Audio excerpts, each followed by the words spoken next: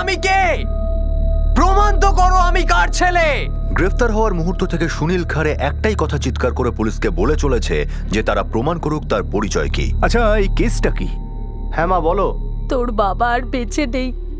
কি? এই বিষয়টি 2 বছর আগে উত্থাপিত হয়েছিল যখন সুনীলের বাবা পরশুরাম খারের জীবনাবসান হয়। পরশুরামের ভাই সদাশিব বিদ্যাকে পরশুরামের স্ত্রীর মর্যাদা এবং সুনীল ও মেঘনাকে তার সন্তানের অধিকার দিতে স্পষ্ট অস্বীকার করে। তোমাদের এই বাড়ির প্রতি আর বাড়ির লোকেদের প্রতি কোনো অধিকার নেই। ভাইয়ের কোনো ছেলে মেয়ে ছিল না। 20 বছর আগে 1993 সালে বিদ্যার প্রথম স্বামী তাদের বিয়ের কয়েকদিনের মধ্যেই অসুস্থতার কারণে মারা যান।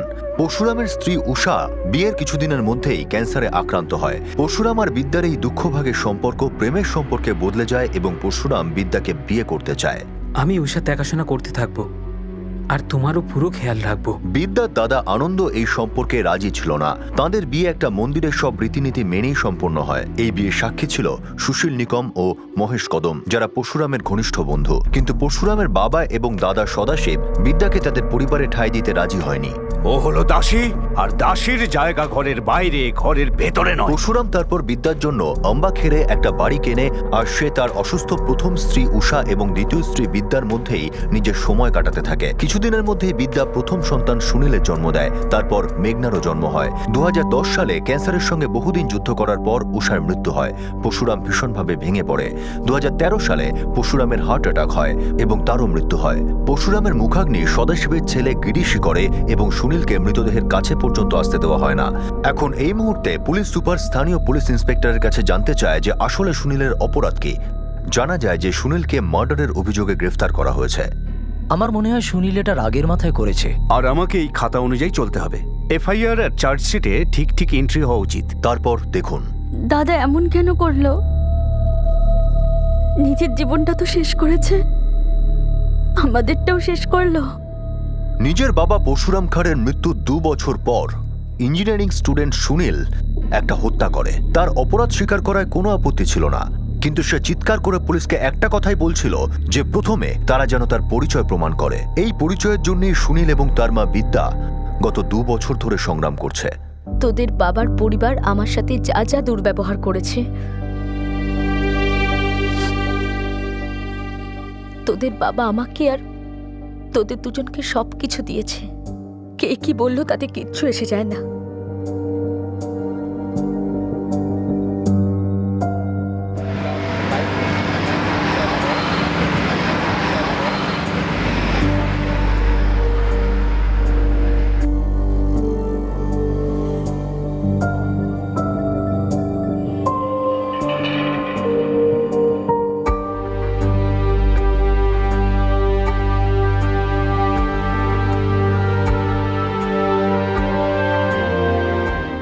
মা, সামনের সপ্তাহে লাস্ট ডেট ফিস দেওয়ার।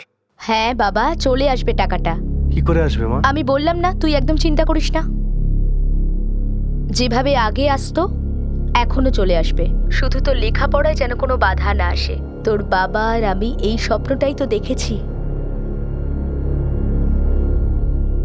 মা, হুম, ও ও আমার ফিস। চিন্তা করিস না, তোর ফিসটাও আমি দিয়ে দেব। খেয়ে নে।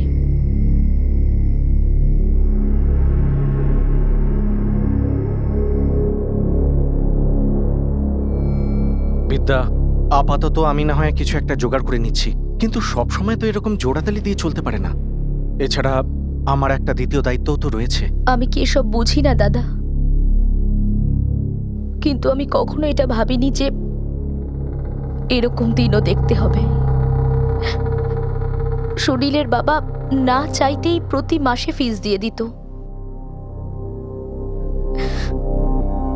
কিন্তু এটা কখনো ভাবেইনি যে ও একদিন ছেড়ে চলে যাবে আর আমার ছেলে মেয়েরা। দাদা, আমি ওর বাড়ি থেকে, এমনকি ওর দাদার থেকেও কোনো সাহায্য চাইতে পারবো না। আমি বুঝতে পারছি বিদ্যা, কিন্তু আগামী মাস থেকে তোকে একটা অন্য ব্যবস্থা করতে হবে। আমার খুব টানাটানি চলছে রে, তাই মিথ্যা আশা জুগিয়ে তো কোনো লাভ হবে না রে।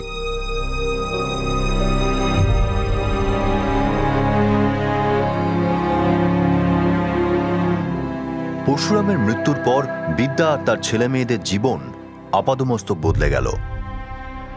বিদ্যার কাছে সংসার চালানো, সুনীল ও মেঘনার পড়াশোনা চালিয়ে যাওয়ার কোনো সম্বল ছিল না। সুনীল জানতো যে তার মা রক্ত জল করে খেটে চলেছে, কিন্তু তবুও তা কোনোভাবেই যথেষ্ট নয়। অসহায়তা সুনীলকে কুরে কুরে খাচ্ছিল। মেঘনাও এই অসহায়তা এবং নিরুপায় অবস্থার সঙ্গে জড়িয়ে পড়েছিল। মানছে যে দারিদ্র্যই মানুষের সবচেয়ে বড় শত্রু, কিন্তু যখন দারিদ্র্যের সঙ্গে সঙ্গেই মানুষের সম্মান ও তার পরিচয়ও কেড়ে নেওয়া হয়, তখন জীবন সব দিক থেকেই অসহায় হয়ে পড়ে। কখনো সখনো যদিও বা ভাগ্য সহায় হয়ে থাকে, কিন্তু বিদ্যাকে সেই সহায়তা পেতে অনেক কষ্ট করতে হয়েছে, মাথা কুটতে হয়েছে।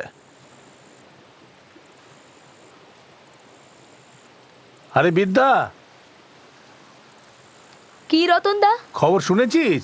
কিসের খবর? তোর বড় ভাসুর সদাশিব জমি জায়গা বিক্রি করবে বলছে, ভাগাভাগি হচ্ছে। তোরা তো সহজে কিছু পাবি না। আমি বলছি কিছু একটা কর, তা নাহলে সারা জীবনে মাথা ঠুকবি বসে বসে। বিদ্যা, আমার বাবা কখনোই আমাদের বিয়েটাকে স্বীকার করে নেননি। আমাকে অনেক সময় অনেক অপমানও করেছেন, কিন্তু উনি কখনো আমার সঙ্গে কোনো অন্যায় করেননি। তুমিও না ছোট ছেলে, খুব ভালোবাসতেন উনি তোমাকে। হয়তো এই কারণের জন্যই নাসিকের যে 5 একর জমি উনি আমার নামে নিয়েছিলেন, ওটা আমার নামেই রেখেছেন। রাগ করে তার থেকে আমাকে বঞ্চিত করেননি। খুব বড় মনের মানুষ ছিলেন উনি। তোমার মনটাও তুমি ওনার থেকেই পেয়েছো। এখন আমার ইচ্ছে যে আমাদের ছেলে সুনীলও এইরকম মন পাক। নিশ্চয়ই, কেন নয়? বিদ্যা, ওই নাসিকের 5 একর জমি আমি এইভাবেই রেখে দেব। এটা আমার সুনীল আর মেঘনার জন্য বীমা হবে। যদি পরে কখনো দরকার পড়ে তো বিক্রি করে দেবো। মা, যদি এরকম হয় তো তাহলে ধরে নেবো বাবা আমাদের অনেক বড় বিপদ থেকে বাঁচালো। আরে হ্যাঁ রে, আমি তো এই জমির ব্যাপারে ভুলেই গেছিলাম।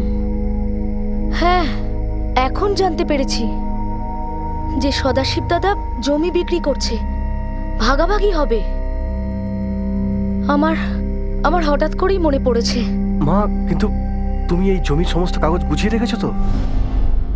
না তো, ওই জমির কাগজপত্র তো আমার কাছে ছিলই না। তাহলে কি হবে? তুই চিন্তা করিস না, ওই জমির কাগজপত্র তোর দাদুর বাড়িতে নিশ্চয়ই আছে। কিন্তু ওই বাড়িতে আমাদের তো ছায়া ঢোকারও অনুমতি নেই। সব কাগজ সদাশিব কাকার কাছেই আছে। তোমার মনে হয় ওই জমির 1 ইঞ্চিও আমরা পাবো?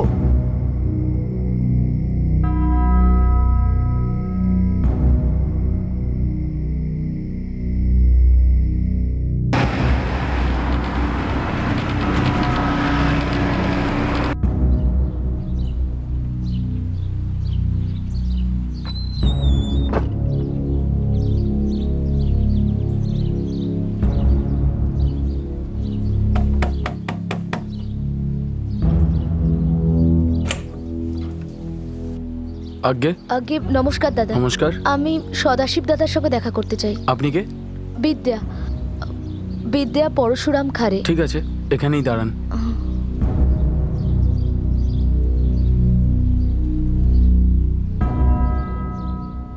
দাদা দেখা করবেন না। ওনাকে বলুন 5 মিনিটের দরকার ছিল। দাদা বলেছেন দেখা করবেন না, উনি আপনার মুখও দেখতে চান না। যান এখান থেকে। দেখুন, শুধু 2 মিনিট, 2 মিনিটের কাজ আছে। 1 মিনিট।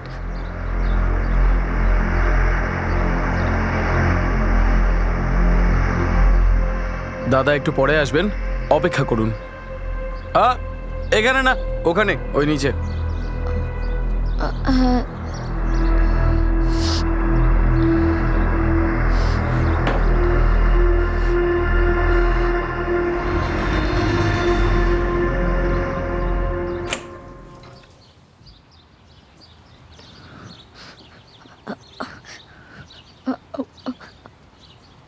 নমস্কার দাদা।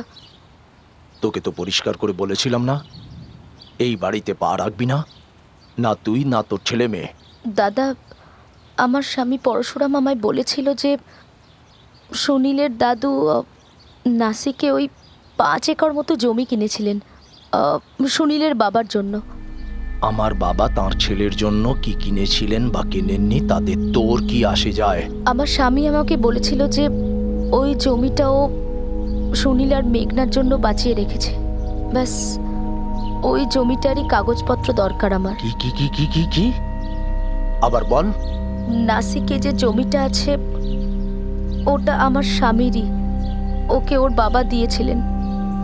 আর যেটা আমার স্বামী তার ছেলে মেয়ের জন্য রেখে গেছে ওই জমিটার কাগজপত্র। এই শোন, তোর মাথা খারাপ হয়ে গিয়েছে, আমার মাথা খারাপ করিস না। যা, বেরিয়ে যায় এখান থেকে। দয়া করুন দাদা, এই বংশেরই রক্ত আমার ছেলে মেয়ে, আর ওই জমিটা পাওয়া ওদের অধিকার। আমাদের বংশের রক্ত নিয়ে তুই কথা বলতে আসিস না।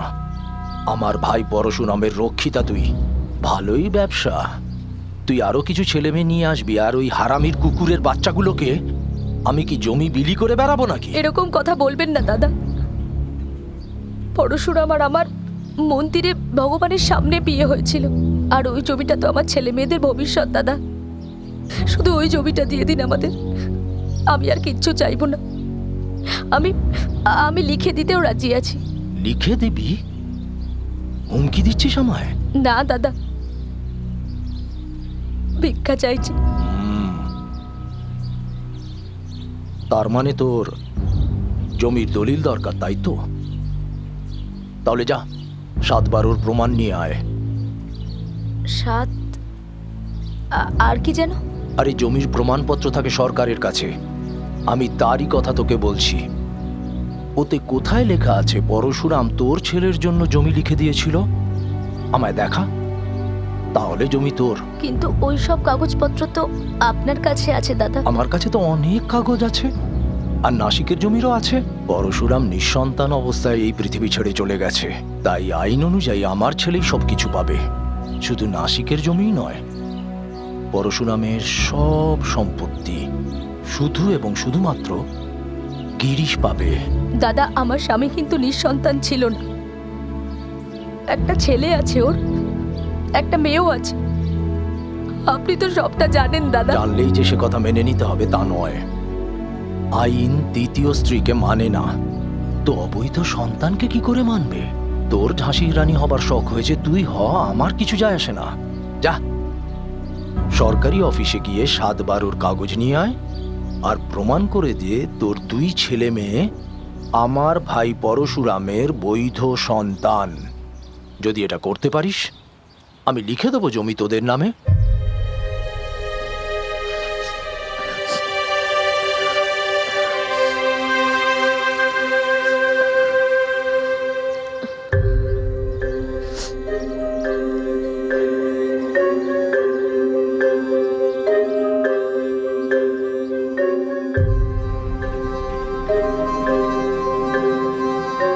সুনীল, কাল আমি তহসিলদার দপ্তরে যাচ্ছি। যদি এই জমিটা বাবা আমাদের নামে লিখে দেয়, তাহলে বাবা নিশ্চয়ই কোথাও না কোথাও লিখে গেছে। লিখেও যদি রাখে, সে ব্যাপারে আমি কিছু জানি না বাবা। তোর বাবা তো কখনো কিছু বলেনি। হ্যাঁ, একবারই নাসিকের জমির ব্যাপারে কথা হয়েছিল। তাহলে তুমি দপ্তরে গিয়ে কি বলবে? কি জিজ্ঞেস করবে? সব লোক এক রকমের হয় না সুনীল। তোর বাবার মতো ভালো মানুষও এই পৃথিবীতে আছেন বাবা।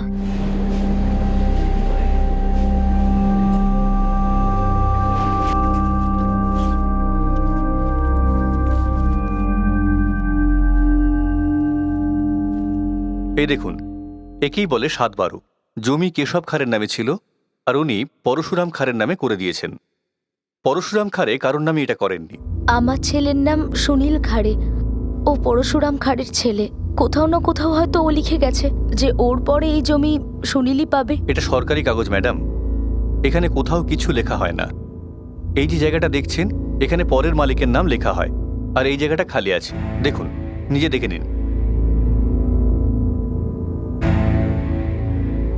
পরশুরাম খাড়ে আমার স্বামী ছিল, সুনীল ওর ছেলে। বাবার জমি তো ছেলেই পায়, তাই না? ম্যাডাম, আমি আপনার দুঃখ বুঝতে পারছি, কিন্তু আইন এসব কিছু বোঝে না, সে শুধু কাগজপত্রই বোঝে। হ্যাঁ, তো কাগজপত্র তৈরি করা যায়, তাই না? কোনো না কোনো আইনি ব্যবস্থা তো থাকবেই। আরে কত লোক তো হঠাৎ করেই মারা যান, তাহলে তারা কি তাদের অধিকারটা পায় না? দাদা, কোনো উপায় কি নেই? আমার বাচ্চাদের জীবনটা নষ্ট হয়ে যাবে। দেখুন, কোনো উপায় নেই, কিন্তু চেষ্টা করে দেখতে পারেন। বলুন না দাদা, আমি সব করতে রাজি আছি। আমাদের এই অফিস কাপসেবাড়ি কার্যালয়ের আন্ডারে পড়ে। আপনি ওখানে গিয়ে একটা আর্জি জানান। কিরকম আর্জি দাদা? আপনার ছেলের পুরো নাম ও ওখানের ফাইলে লিখুন, তাহলে ওর নাম 7-12 নথিতে উঠতে পারে। কিন্তু এটা একটা চেষ্টাই বলতে পারেন, হতেও পারে আবার নাও হতে পারে।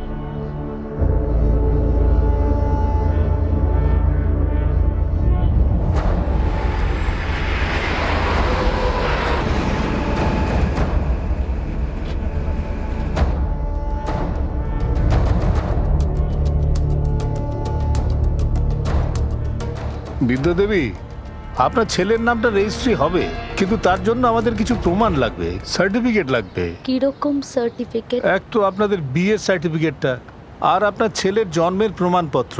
এছাড়া যে যে কাগজ আপনাদের কাছে আছে সব কাগজ নিয়ে আসুন। আপনি যে পরশুরাম বাবুর আইনত স্ত্রী, আর এই বৈধ বিবাহের পর আপনাদের ছেলের জন্ম হয়েছে। সুনীলের মাধ্যমিকের সার্টিফিকেট আছে আমার কাছে। ওখানে পরিষ্কার লেখা আছে বাবার নাম পরশুরাম কেশব খাড়ে। আর আপনাদের বিয়ের সার্টিফিকেট, ওটা ছাড়া তো প্রমাণ করাই যাবে না যে আপনি পরশুরাম বাবুর স্ত্রী। বিয়ের সার্টিফিকেট তো আমরা কখনো করাইনি। আসলে হয়েছে কি, আমাদের বিয়েটা মন্দিরে হয়, কিন্তু হ্যাঁ 4 জন সাক্ষী ছিলেন আমাদের বিয়ের। মন্দিরে সব নিয়ম মেনে বিয়ে হয়েছিল। পণ্ডিত মশাই কিছু না কিছু তো লিখে দিয়েছেন আপনাদের, তাতে নিশ্চয়ই লেখা আছে যে উনিই আপনাদের বিয়েটা দিয়েছেন। সেরকম কিছু লেখা তো নেই। দেখুন 20 বছর হয়ে গেছে। কোনো ছবি আছে কি? কেউ না কেউ নিশ্চয়ই কোনো ছবি তুলেছে। এক্ষুনি আপনি বললেন যে আপনার বিয়েতে 4 জন সাক্ষী ছিল। বিয়ের ছবি তো নেই, কিন্তু আমাদের বিয়েতে আমার পক্ষ থেকে আনন্দদা আর আমার দীপা বৌদি আর স্বামীর বন্ধু সুশীল বাবু আর মহেশ বাবু এরাই ছিল। আপনার বাড়ির লোকের সাক্ষী খুব একটা কাজের হবে না, কারণ তারা আপনার আত্মীয়। কিন্তু পরশুরামের বন্ধুরা যদি প্রমাণ করে দেয় তাহলে হবে। আর ওই পুরোহিত যদি লিখে দেয় যাতে মন্দিরের নাম, মন্দিরের ঠিকানা, বিয়ের তারিখ থাকতে হবে, তবেই আপনার আবেদনটা জোরালো হতে পারে।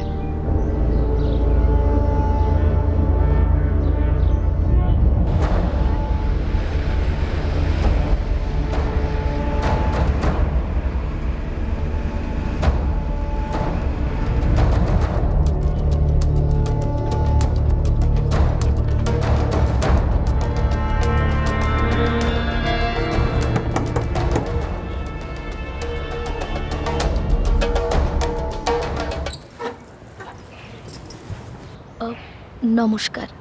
নমস্কার, আপনি কে? আমি বিদ্যা খাড়ে। এখানে মহেশবাবু থাকেন তো, আমি ওনার কাছেই এসেছি। মহেশ কদম? হ্যাঁ, উনি আমার স্বামীর বন্ধু ছিলেন। ওনার নাম আমি আগে শুনেছি। আগে উনি এখানে থাকতেন। তাহলে এখন কোথায় থাকেন জানেন? শুনেছি উনি মারা গেছেন।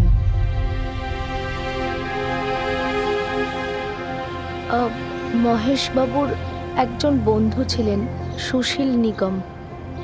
ওনার ব্যাপারে কিছু জানেন?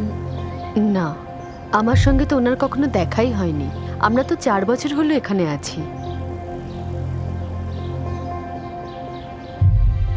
হ্যাঁ, আমি ওই 3 বন্ধুকে খুব ভালো করে চিনি, পরশুরাম খাড়ে, মহেশ কদম আর সুশীল নিগম। এই সুশীল বাবুকে কোথায় পাবো? পরশুরাম আর মহেশের মতোই সুশীলও চলে গেছে, কবে? হয়ে গেল প্রায় 2-3 বছর। কিন্তু আপনি কে?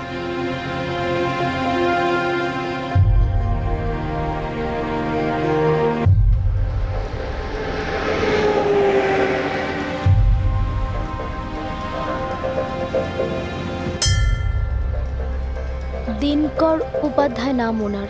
উনি তো আমার কাকা ছিলেন, কিন্তু 7 বছর আগেই উনি মারা গিয়েছেন।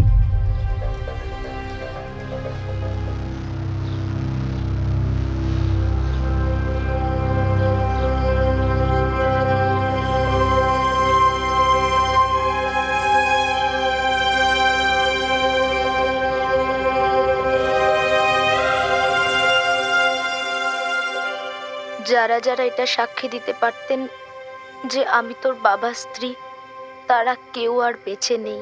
সুনীল এই জমিটা আমাদের জীবন বাঁচাতে পারে। মা ছাড়ো এইসব জমির কথা। আমার সব থেকে খারাপ লাগছে তোমার এই দরজায় দরজায় ঘুরে বেড়ানো, এটা প্রমাণ করার জন্য যে তুমি বাবা স্ত্রী, আমরা বাবার ছেলে মেয়ে। কাগজ না থাকলে কি সম্পর্ক থাকে না? আরে কে জানতো যে এরকম দিনও আসবে, না হলে কাগজ তৈরি করে রাখতাম। আমি কেন? তোর বাবাই রাখতো তৈরি করে।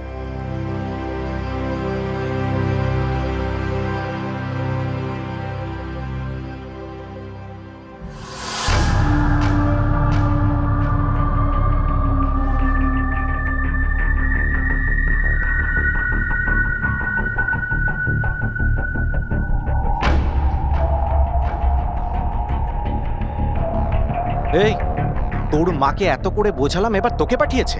আচ্ছা, তোর কি লজ্জাও নেই? এই নাটক না কোনো কাজে আসবে না। ওই জমিতে তোদের কোনো অধিকার নেই, মানে নেই। সম্পর্ক আছে। ওটা আমার বাবার জমি ছিল, আর এখন আমার জমি। তাই নাকি? দেখ ছোঁড়া, তোর নাম যাই হোক না কেন, সুনীল নাম আমার, সুনীল পরশুরাম খারে। খাড়ে কোনো 5 টাকার টুপি নয় যে যে কেউ নামের সামনে বসিয়ে দেবে। তোর আসল নাম আমি জানি, সুনীল হারামি। যা, এই নামের একটা সার্টিফিকেট বের করে নে। আমি তোর মাকে কতবার বুঝিয়েছি, আগে প্রমাণ করুক সে পরশুরামের বউ ছিল, তারপর এটা প্রমাণ করুক তুই পরশুরামেরই ছেলে। প্রমাণ করো, জমি নিয়ে চলে যাও, তারপরে ওই জমি নিয়ে তোরা নাচন কোদন যা খুশি তাই করতে পারিস। আমার মার বিয়ে আমার বাবার সঙ্গে হয়েছিল, মানে পরশুরাম খারের সঙ্গে, আর আমি পরশুরাম খারের ছেলে সুনীল খারে। এতে প্রমাণের কি আছে? কাকা, আপনারা এভাবে কেন বিরক্ত করছেন? বিরক্ত? কি বললি হারামি? তুই যখন আমাদের কেউ হোস না, তাহলে বিরক্ত করব কি করে? বিরক্ত করছিস তো তোরা। ভিখিরির মতো বারবার আমাদের দরজায় এসে নোংরা করে যাচ্ছিস। যদি তাই হবে তাহলে দাদু কেন বাবার নামে জমি রেখে যাবে? ফিরে কেন নেনি তাহলে? আর বাবার জন্য বাড়ির দরজা কেন বন্ধ হয়নি? এই সব তোর মা জানে, ওকে গিয়ে জিজ্ঞেস কর। আমাদের বাবা ওই মহিলাকে এই বাড়ি আর ভিটে থেকে তাড়িয়ে দিয়েছিল। ওই বাবা তার ছোট ছেলেকে শুধুমাত্র দয়া করে এই বাড়ি থেকে তাড়ায়নি। এই বাড়ি থেকে তোরা এক টুকরো জমি কেন, এক ফোঁটা জলও পাবি না। যা ভাগ।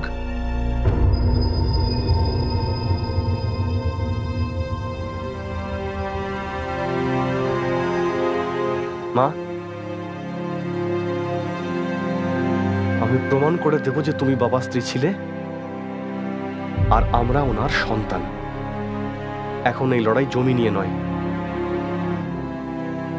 এই লড়াই আমাদের পরিচয় নিয়ে, আমাদের অস্তিত্ব নিয়ে।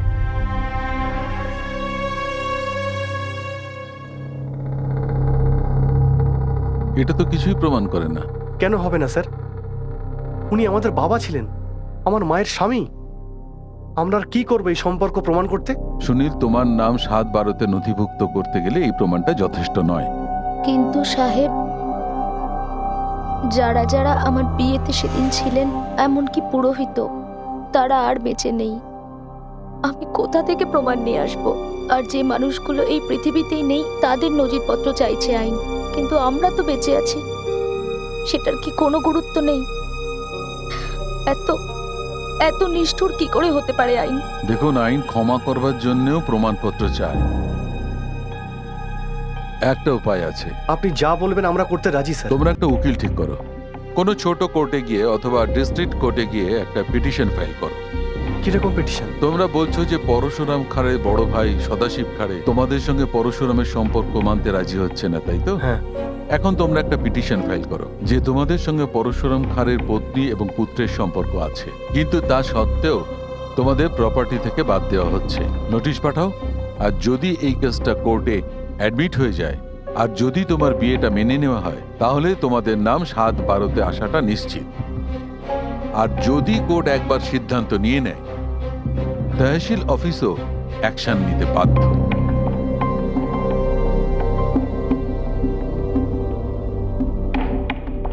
মা, আমি ভেবে নিয়েছি আমি কোর্টে আর্জি দাখিল করব।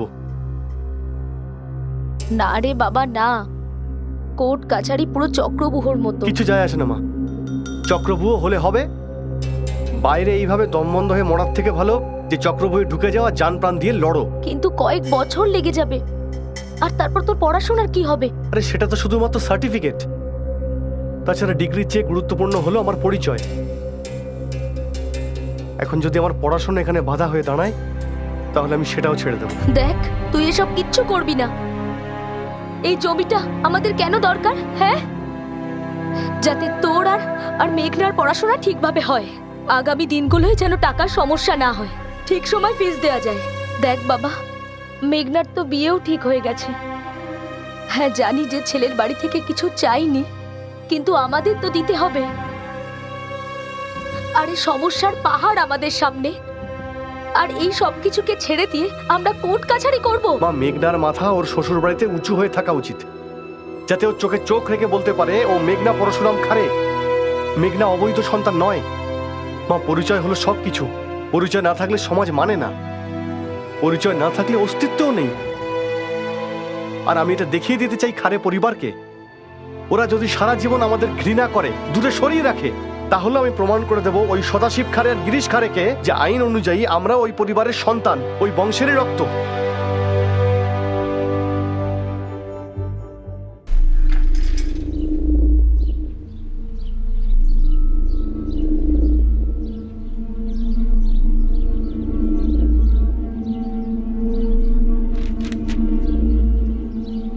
কোর্টের নোটিশ পাঠিয়েছে। যতক্ষণ না জমিকার এটা প্রমাণ হচ্ছে, না এই জমি কাউকে ট্রান্সফার করতে পারবো, বিক্রি করতে পারবো, না দিতে পারবো। ওরা কোনোদিন কিছু প্রমাণ করতে পারবে না বাবা। একটা কথা তো ওরা প্রমাণ করে দিল, যে ওরা মূর্খ। এবার দেখি কতটা শক্তি আছে লড়বার জন্য। মামলা শুধু জমির রইল না, এটা আমাদের বংশের সম্মানের প্রশ্ন হয়ে দাঁড়িয়েছে। এই লড়াই এখন আর শুধু জমির লড়াই ছিল না। সুনীল আর তার মা বিদ্যার জন্য এটা জরুরি হয়ে দাঁড়ায় যে তারা এটা প্রমাণ করুক তারা অবৈধ নয়। বহু বছর আগে যা আইনসম্মতভাবে করা যায়নি, তারই প্রয়াস এবার করা হচ্ছিল। এক মা ছেলে আদালতের দরজায় আর্জি জানাচ্ছিল যে বিদ্যা এবং পরশুরামের সম্পর্ক যেন আইনের বৈধতা পায়, যাতে দুই সন্তান তাদের বাবার পরিচয় পেতে পারে আর তাদের অস্তিত্বের আইনি স্বীকৃতি মেলে। স্যার, সুনীল খারে আর মেঘনা খারে যারা বিদ্যা খারের সঙ্গে এই জয়েন্ট পিটিশন করেছে, এই তিনজনই নিজে থেকে স্বীকার করে নিয়েছে যে পরশুরাম খারের পরিবার আছে, কিন্তু এরা একটাও ডকুমেন্ট কোর্টে পেশ করেনি যাতে এটা প্রমাণিত হয় যে পরশুরাম খারে বিদ্যা খারেকে বিয়ে করেছিলেন আর এই দুটো বাচ্চা ওই বিয়ের ফলে জন্ম নিয়েছিল। একটাও ডকুমেন্ট নেই স্যার। ডকুমেন্ট অবশ্যই আছে। সুনীল খারে আর মেঘনা খারের বার্থ সার্টিফিকেটে আর স্কুল লিভিং সার্টিফিকেটের মাদার্স কলমে বিদ্যা খারের নাম আছে, আর ফাদার্স নেম কলমে পরশুরাম খারের নাম আছে।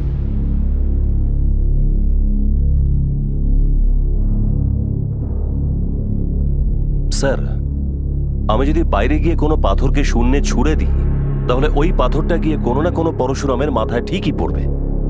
এই মহারাষ্ট্রতে হাজার হাজার পরশুরাম আছে।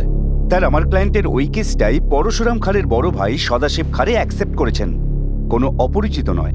কিন্তু স্যার, বিদ্যা খারের কাছে এমন কোনো প্রমাণ নেই যাতে এটা প্রমাণিত হয় যে উনি পরশুরামের স্ত্রী। আমার ক্লায়েন্ট সদাশিব খারের বাবা কেশব খারে ক্লেম করা জমি নিজের দ্বিতীয় ছেলে পরশুরাম খারের নামে করে দিয়েছিলেন, যিনি এখন আর এই পৃথিবীতে নেই। ওনার স্ত্রী ছিলেন উষা পরশুরাম খারে, কিন্তু উনিও এই পৃথিবীতে নেই। এই দম্পতির কোনো সন্তান নেই, আর সেই জন্যই section 10 of the Hindu subsection act 1956 এর জন্য পরশুরাম খারের সমস্ত প্রপার্টি আইন অনুযায়ী ওনার ভাই সদাশিব কেশব খারের ছেলে গিরিশ সদাশিব খারের পাওয়া উচিত।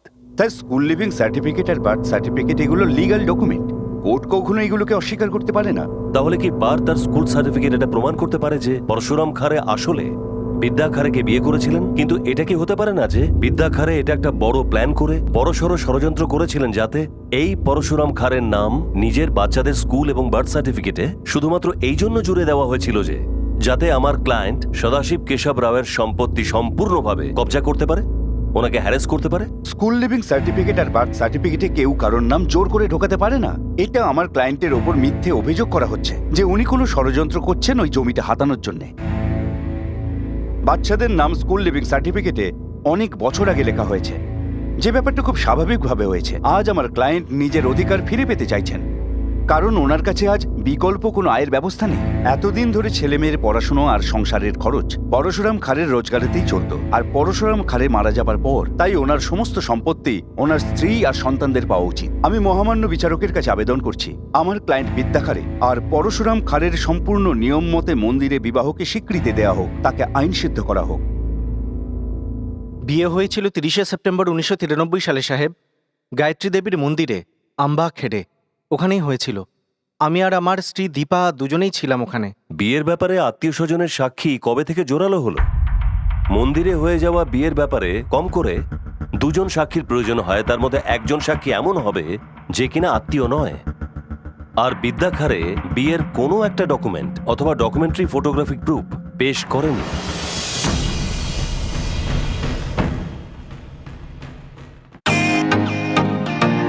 Welcome to Bitten world. How may assist you? নতুন ফ্ল্যাটের জন্য একটা স্ট্যান্ড ফ্যান আর কুলার নেব। এই পচা গরম থেকে একটু স্বস্তি চাই। বাজার চলতে সব ব্র্যান্ড আর ভরসাযোগ্য নয়। তার জন্য তো আমাদের ফ্যান আছে, all purpose bullet table fan, ceiling fan. আমাদের সিলিং ফ্যান কিন্তু 30 মাসের ওয়ারেন্টি সহ পাওয়া যায়। আছে ফারাটা 2 বছরের ওয়ারেন্টি, 17 থেকে 20 মিটার এয়ার ফ্লো, মধ্যবিত্তের সাধ্যের মধ্যে একমাত্র ভরসাযোগ্য ব্র্যান্ড বিটেন। আমাদের কুলারের কিন্তু অনেক range, 45 litres, 50 litres, 70 litres, 90 litres, 110 litres. Honeycomb সহযোগে বিটেনের সব কুলারের ওয়ারেন্টি 1 বছর। চেনা হাওয়ায় অচেনা অনুভূতির জন্য একমাত্র আদর্শ বিটেন। গরমে স্বস্তি পেতে বিটেনের ফ্যান হোক বা কুলার আজই আনুন বাড়িতে। Beaten, digitally yours. মন্দিরে হয়ে যাওয়া বিয়ের ব্যাপারে কম করে দুজন সাক্ষীর প্রয়োজন হয়, তার মধ্যে একজন সাক্ষী এমন হবে যে কিনা আত্মীয় নয়। আর বিদ্যা খারে বিয়ের কোনো একটা ডকুমেন্ট অথবা ডকুমেন্টারি ফটোগ্রাফিক প্রুফ পেশ করেনি। মহামান্য, আমি এই কথাটা অস্বীকার করছি না যে এই মহিলার সাথে আমার ভাই পরশুরামের কোনো সম্পর্ক ছিল না। আমি এটাও অস্বীকার করছি না যে এই মহিলা 20 বছর আগে আমার ভাই পরশুরামের সঙ্গে আমাদের বাড়িতে এসেছিলেন।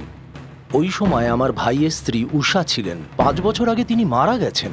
এই মহিলা আমার ভাই পরশুরামের স্ত্রী কখনোই ছিলেন না। আপনারা শিক্ষিত, বুদ্ধিমান, আপনারাই বলুন, একজন পুরুষের 2জন স্ত্রী কি কখনো হতে পারে? এই কেসটাও দেশের অন্যান্য কেসগুলোর মতো চলতেই থাকলো। তার মাঝেই মেঘনার বিয়ে হলো, সুনীলের ইঞ্জিনিয়ারিং পড়া বন্ধ হয়ে গেল, কিন্তু কেস চলতেই থাকলো। সংসার খরচ চালানোয় মাকে সাহায্য করতে সুনীল মেকানিকের চাকরি করা শুরু করলো। বিদ্যার সামনে ভবিষ্যৎ বলতে এখন আর কিছুই নেই। সে শুধু বর্তমানের 2টো রুটি আর মাথার উপর ছাদের জন্য সংগ্রাম করছিল। পরশুরাম আর সে 2 সন্তানের জন্য যা কিছু ভেবেছিল তা এখন শুধুই স্মৃতি। সুনীল আর তার মা বিদ্যা কোর্টে এটা প্রমাণ করতে পারেনি যে পরশুরাম আর বিদ্যা কখনো বৈধ বিবাহ করেছিল।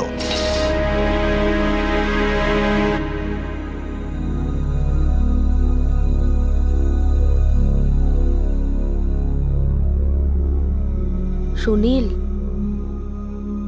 আরে আমরা লড়ি হারি, ভাগ্যের হয়তো এটাই পরিহাস। এখন জমিটা নিয়েই বা কি হবে? তুই তো আর পড়াশোনা করবি না, মেঘনাও নিজের শ্বশুর বাড়িতে আছে। শুধু 2 বেলার রুটি আর মাথার উপর ছাদের দরকার।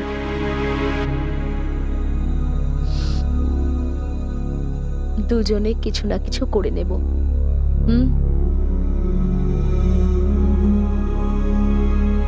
ওই প্রপার্টিটা, ওর ব্যাপারে আমরা কিছু জানতামই না। আমার মায়েরও মনে ছিল না। ওই প্রপার্টিতে আমাদের অধিকার থাক বা না থাক, তাতে আমার কিছু যায় আসতো না। কিন্তু গায়ে লেগেছিল ওই অপমানটার, ওই অপবাদের, ওই গালিগালাজের। সুনীলের মনের ক্ষত এখন ক্যান্সারে পরিণত হয়েছিল। তার রক্ত ফুটতে শুরু করেছিল। সুনীল এই কয়েক বছরে এমন এক মানুষ হয়ে উঠেছিল যাকে ইঞ্জিনিয়ারিং এর প্রতিভাবান সুনীল হয়তো কখনো চিনতেই পারত না। তার ভিতরে নিরাশা, ফ্রাস্ট্রেশন আর রাগ তিনটেই ফুলে ফেপে উঠছিল। আর তারপর ছেটানো হলো সেই ক্ষততে নুন। বিদ্যা খাড়ে আর সুনীল খাড়ের উপর একটা অ্যাটাক হলো।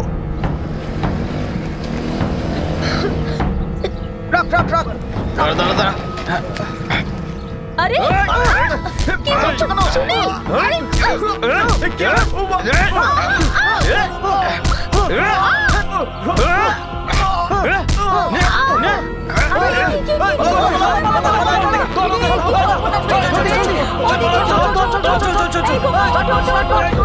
কি অবস্থা?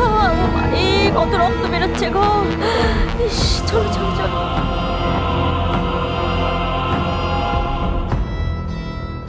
যে 2টো লোক তোমাদের উপরে হামলা করেছিল তাদেরকে গ্রেফতার করেছি। লোকগুলো কারা ছিল? এতে আবার জিজ্ঞেস করার কি আছে মা?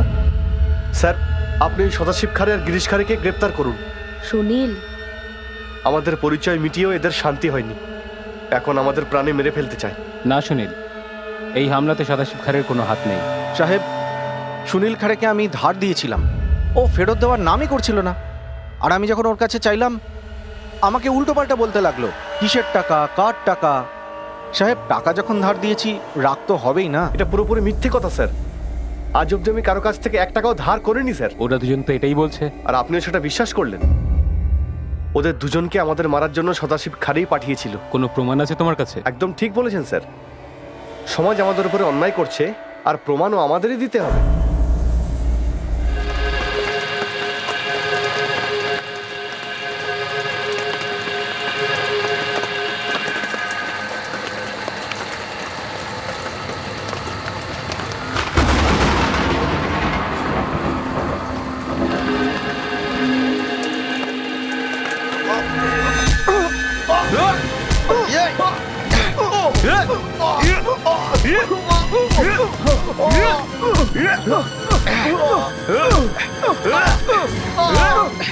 আরে তোমরা সুনীল, আরে আরে কারা তোমরা? আরে দাদা, তোমরা কোথায় আছো? মেরে ফেললো আমার ছেলেটাকে। আরে কেউ এসো। সুনীল, কি করছো? কেন মারলে আমার ছেলেটাকে? সুনীল, আরে কি হলো আমার ছেলেটা? সুনীল, আরে আমরা কার কি ক্ষতি করেছি? কেন মারলো সুনীলকে?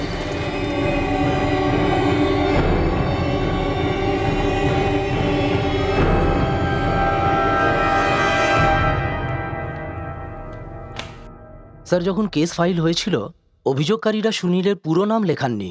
বলেছিলেন ওনারা পুরো নাম জানেন না, আর সুনীলকে সেটাও ওনারা জানেন না। সুনীল নাম সাহেব, আম্বাখেড় গ্রামে থাকে। সুনীলের পুরো নামটা কি? চেনো তুমি ওকে? পুরো নাম তো জানি না সাহেব, আর না আমি ওকে চিনি। ও কে, কার ছেলে, কোথায় থাকে, কি করে আমি জানি না। স্যার, গিরি শুধু সুনীল নামটাই বলেছিল, কিন্তু আমাদের পুরো নামটা জানতে বেশি সময় লাগেনি। সুনীল যখন নিরুদ্দেশ হলো তখন আমরা জানতে পারলাম যে ওর সাথে কি কি ঘটেছে। তারপর যখন ওকে গ্রেফতার করলাম, ও বলল নিজেকে বাঁচানোর জন্য ও মার্ডারটা করেছে। ও না মারলে ও নিজেই মরে যেত। খবরটা একদমই সত্যি বিদ্যা। দুটো হামলাই ওরাই করিয়েছে। তোমার শ্বশুর বাড়ির লোক, মানে তোর জ্যাঠা সদাশিব খারে আর তার ছেলে গিরিশ। এই সত্যিটা তো সবাই জানে। কিন্তু ওনারা কেন এমন করবেন? ওনারা তো জানেন যে আর আমরা কিছু করতে পারবো না। ওদের মনে হয়েছে কোনো একদিন হয়তো সুনীল এটা প্রমাণ করবে যে সুনীল পরশুরামেরই ছেলে, আর তারপর ওই জমি ওদের সুনীলের নামেই করতে হবে। সুনীলের কিছু প্রমাণ করার দরকার নেই। সুনীল পরশুরাম আর আমার ছেলে, আমি ওনার স্ত্রী। আর এই সত্যিটা কখনো বদলাবে না। আসলে ব্যাপারটা হলো যে আমরা ওই বাড়িটার থেকে অনেক দূরে থাকি, তাই ওরা কাপুরুষের মতো এখানে আসে আর আমাদের মেরে চলে যায়। যদি আমরা ওই গ্রামে থাকতাম, ওদের গ্রামেই থাকতাম, তাহলে কি ওদের এত সাহস হতো আমাদের মারার? সুনীল, রতনদা, আমি ভেবে নিয়েছি এবার আমরা ওই গ্রামে গিয়েই থাকবো, ওই বাড়িটার সামনেই থাকবো। এবার দেখি কত সাহস আছে ওই লোকগুলোর। বিদ্যা আর তার ছেলে সুনীল তাদের পরিচয়ের লড়াই এখন আরসগাঁওতে গিয়ে লড়বে বলে স্থির করে। এ ছিল সেই গ্রাম যেখানে 20 বছর আগে বিদ্যা অপমানিত হয়েছিল, আর পরশুরাম তাকে অন্য গ্রামে নিয়ে গিয়েছিল যাতে দুই সংসারের মধ্যে দ্বন্দ্ব সৃষ্টি না হয়। এখন প্রশ্ন শুধু পরিচয় আর জমির ছিল না, এখন প্রশ্ন ছিল জীবন এবং মৃত্যু। Welcome to Bitten world. How may I assist you? নতুন ফ্ল্যাটের জন্য একটা স্ট্যান্ড ফ্যান আর কুলার নেব। এই পচা গরম থেকে একটু স্বস্তি চাই। বাজার চলতে সব ব্র্যান্ড আর ভরসাযোগ্য নয়। তার জন্য তো আমাদের ফ্যান আছে, all purpose bullet table fan, ceiling fan. আমাদের সিলিং ফ্যান কিন্তু 30 মাসের ওয়ারেন্টি সহ পাওয়া যায়। আছে ফারাটা 2 বছরের ওয়ারেন্টি, 17 থেকে 20 মিটার এয়ার ফ্লো। মধ্যবিত্তের সাধ্যের মধ্যে একমাত্র ভরসাযোগ্য ব্র্যান্ড বিটেন। আমাদের কুলারের কিন্তু অনেক range, 45 litres, 50 litres, 70 litres, 90 litres, 110 litres.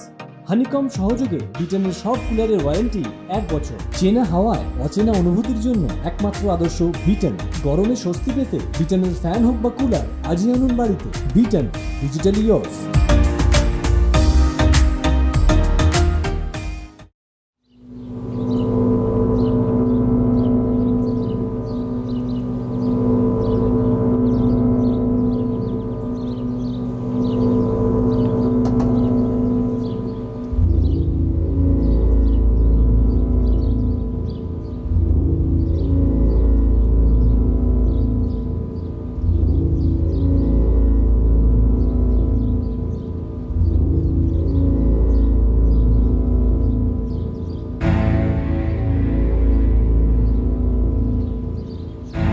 এদিকে শোন। হ্যাঁ, কি হচ্ছে এসব?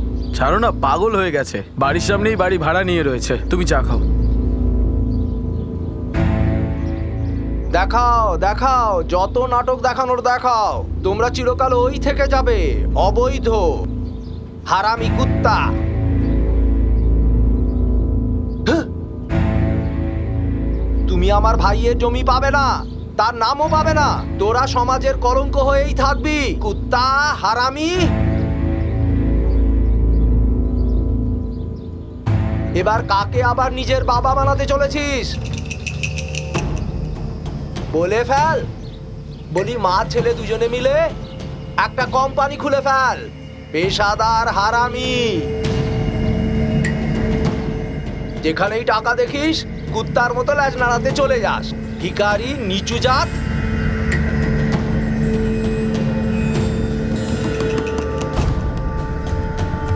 তুই কাকে চোখ রাঙাচ্ছিস রে কুত্তা? হ্যাঁ, যা ক্ষমতা আছে করে নিস। ভেতরে আসছিস কেন রে? বেরো এখান থেকে।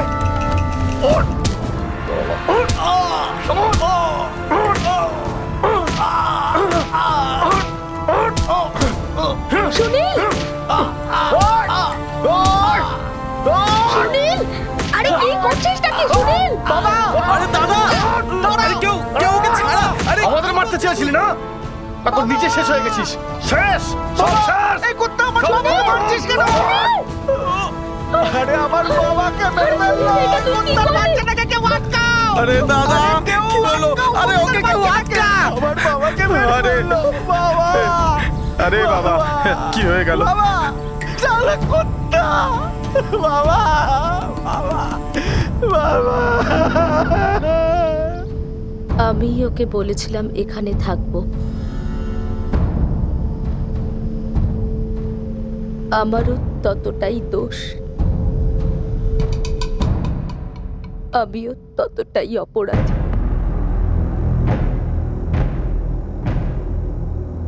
সদাশিবের মৃত্যুর 5 দিনের মধ্যেই সুনীল ধরা পড়ে। ও অপরাধ স্বীকার করেছে, কিন্তু এফআইআরে ওর নাম কি লেখা হবে এই নিয়েই ও চেঁচামেচি করছিল। বল। আরে নিকুচি করছে অপরাধের। আমি একবার না 1000 বার লিখে দিতে রাজি আছি যে আমি সদাশিব খারেকে মেরে ফেলেছি, কিন্তু আমাকে এটা বলুন যে এফআইআরে আমার কি নাম রয়েছে। কি এক কথা বলে চলেছিস বারবার? তোর নামের মধ্যে আছেটা কি? নাম অনেক কিছু হয় স্যার। আপনি ভাগ্যবান যে বিনায় লড়াই করে বিনা কিছু না করেই নাম আপনি পেয়েছেন। অনেক লোকের এরকম ভাগ্য হয় না স্যার। নামই লোকের পরিচয় হয়, পরিচয় পরিচয় নেই মানে স্বীকৃতি নেই। ও যখন নিরুদ্দেশ ছিল ওর মার কাছে নাম জিজ্ঞেস করেছিলাম, উনি সুনীল খারে নামটাই বলেছিলেন, কিন্তু এই ছেলেটা মানছিল না। ও চাইছিল এফআইআরে নাম থাকুক সুনীল পরশুরাম খারে। আমার পুরো নাম লিখতে হবে, ব্যাস। সুনীল পরশুরাম খারে, সন অফ পরশুরাম খারে, এটা আপনাকে লিখতে হবে আর সব জায়গাতে লিখতে হবে। তুই সদাশিবকে এই জন্য মারলি ও তোকে 5 কাঠা জমি দিচ্ছিল না বলে? ওই লোকটা আমাদের পরিচয় অস্বীকার করছিল। আমার বোনের, আমার মায়ের, এমনকি আমার নামও ওর পায়ের তলায় পিষে দিচ্ছিল। বাজে বাজে ভাষা বলতো আমাদের। গালি দিচ্ছিল বলে মেরে দিলি ওকে? আপনাকে কেউ মারতে এলে আপনি তখন কি করবেন স্যার? ওই লোকটা আমার বাবার মুখে আগুন দিতে দেয়নি। আমাকে আর আমার মাকে একবার নয় 2 বার মেরে ফেলতে চেয়েছিল। কাঠের পুতুলরা গ্রেপ্তার হয়, কিন্তু তাদেরকে না জানো সদাশিব খারে দিব্যি ঘুরে বেড়াচ্ছিল। যতদিন ও বেঁচে থাকতো আমাকে পরিচয়হীনভাবে বাঁচতে হতো, তাই ওকে মেরে দিয়েছি আর মুছে ফেলেছি সেই কলঙ্ক। এবার আপনাদের পালা। আমার পরিচয় আমাকে দিন, তখন আমি নিজেকে সারেন্ডার করব। যা খুশি আমাকে সাজা দিন, কিন্তু বিনা পরিচয়ে আপনি আমাকে ছুঁতেও পারবেন না। আগে প্রমাণ করুন, আগে প্রমাণ করুন যে আমি আছি। প্রমাণ করুন যে আমার বাবা ছিল। প্রমাণ করুন যে আমি পরশুরাম খারের ছেলে সুনীল খারে, আর আমার গায়ে যে রক্ত বইছে সেটা পরশুরাম খারের। আমি শুধু আমার পরিচয় চাই, ব্যাস। স্যার, আমরা সুনীলের বার্থ সার্টিফিকেট আর স্কুল লিভিং সার্টিফিকেট চেক করেছি, দুটোতেই বাবার নাম পরশুরাম খারে লেখা আছে, তাই এফআইআরেও আমরা পরশুরাম খারে লিখে দিয়েছি। আর চার্জশিটও ঠিক করে লিখে দিও, কোনো ভুলভাল যেন না হয়, দোষী যাতে ছাড়া না পেয়ে যায়। স্যার।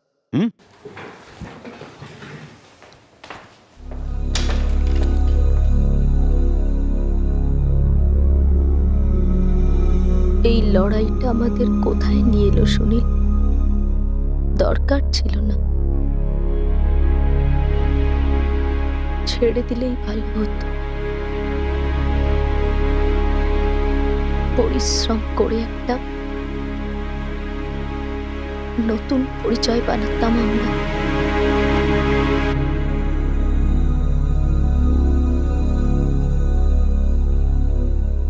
এখন আমরা কি শুনি?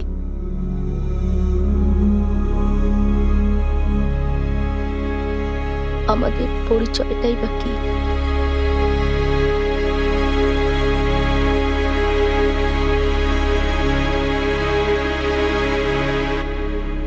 সুনীল পরশুরাম খাড়েকে আইপিসির 302 ধারা অনুযায়ী হত্যার অপরাধে গ্রেফতার করা হয়েছে। আপাতত সে আইনি হেফাজতে রয়েছে। সুনীল উদ্দেশ্য এবং স্বভাবসিদ্ধভাবে ক্রিমিনাল ছিল না, একজন প্রতিভাবান ইঞ্জিনিয়ারিং স্টুডেন্ট ছিল যে নিজের পরিচয় প্রতিষ্ঠার জন্য আবেগে তাড়িত হয়ে এক সাংঘাতিক অপরাধ করে বসে, যা তার কখনোই করা উচিত হয়নি।